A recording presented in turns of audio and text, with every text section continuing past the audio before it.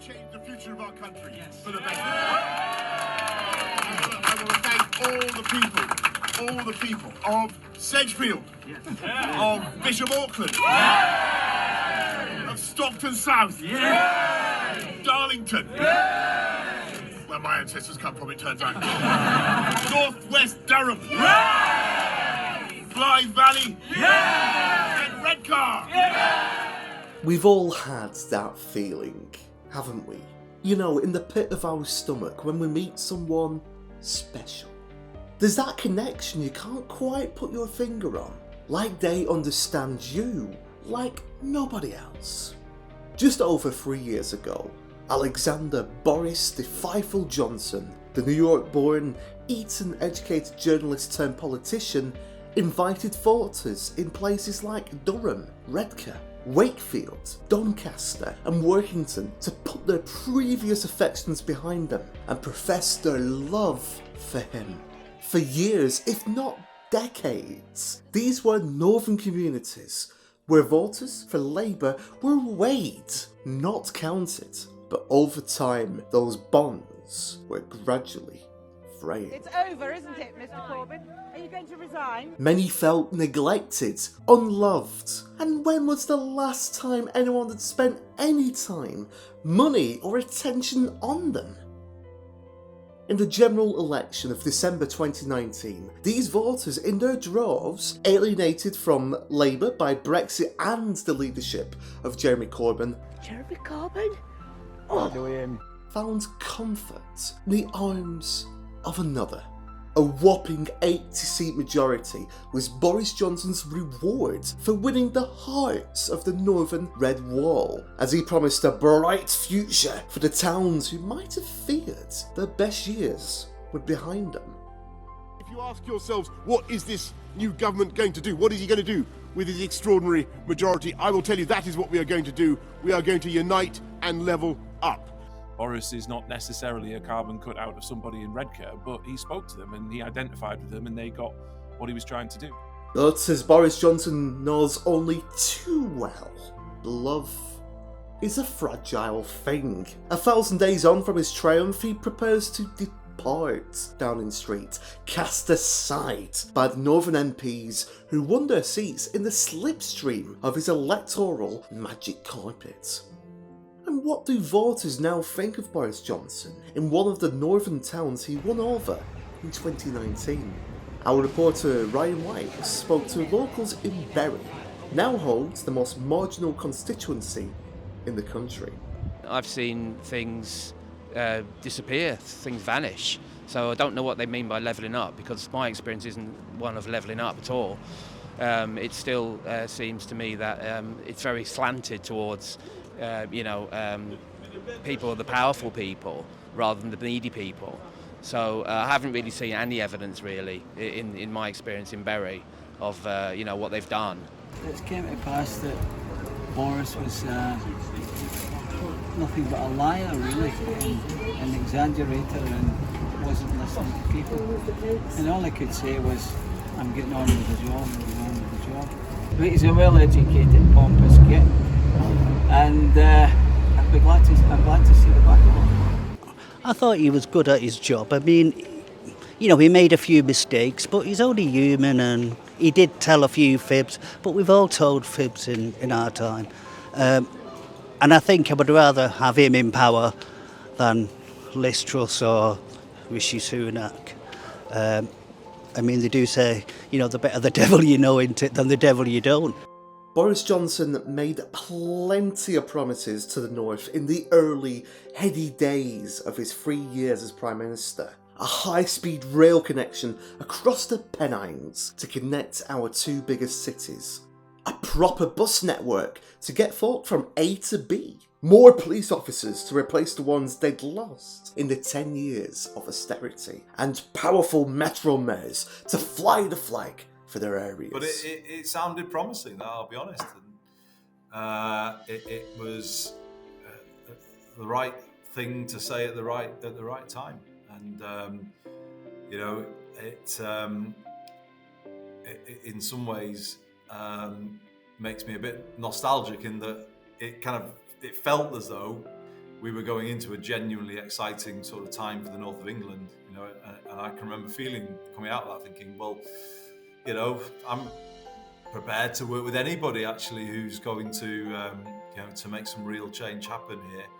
And if it has to be this Prime Minister, well, you know, I'm going to work with whoever. He promised to spread hope and opportunity beyond just London and the South East. But his hopes and dreams for levelling up were hampered by a succession of crises and scandals. The COVID-19 pandemic, Partygate, Barnard Castle, the war in Ukraine, sleaze and corruption amongst his own MPs, and now the cost of living crisis. Boris Johnson and his Conservative government spoke about levelling up repeatedly. But with he and his top team constantly firefighting, and with the public finances wrecked, did he have the time and money to back up his words with actions? Despite his big promises on rail, the much heralded high-speed rail line from Manchester to Leeds ended up stopping in the West Yorkshire countryside. A £3 billion Bus Back Better fund turned out to be, well, worth much less than £3 billion. And the big pots of money he promised to spruce up left behind parts of the north ended up forcing cash-strapped town halls to compete against each other. Meanwhile, the pandemic and the 2 years of on-off restrictions on our liberties hit the north harder than the rest of the country, widening the gaps of education and life expectancy that Boris Johnson had pledged to eliminate. In October 2020, Greater Manchester Mayor Andy Burnham discovered that his region had now been placed into Tier 3 lockdown restrictions live on TV and would get only £22 million in financial support to help people get by. But over on Teesside in the North East, an area which has recently ushered in a host of new Tory politicians, there are now tangible signs of the levelling up agenda in action.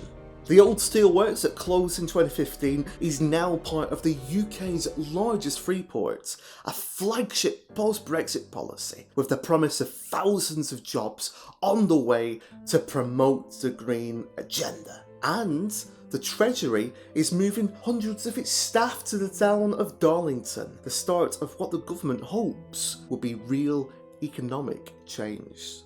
That might be why in the spring of 2021, Boris Johnson scored a resounding election success, winning a by-election in Hartlepool to end decades of Labour domination.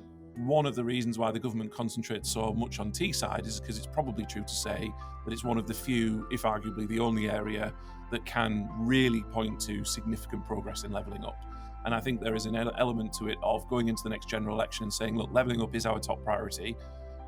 We have done that, look at Teesside, and we want to then share that with the likes of Doncaster, Stoke, Bolton, and other areas across the country. But we haven't been as advanced as we would like to because of war in Ukraine, COVID, cost of living crisis, etc., etc. On a visit to Port of Tyne in the northeast, Boris even found time to tell northern leaders about the type of utopian community he hoped that they could one day emulate. Hands up anyone who's been to Peppa Pig World. Not enough. I was a bit hazy what I would find at Peppa Pig World, but I loved it. And Peppa Pig World is very much my kind of place. It has very safe streets, discipline in schools, heavy emphasis on new mass transit systems, I noticed. But by 2022, his poll rating across the country and in the Red Wall was beginning to slide.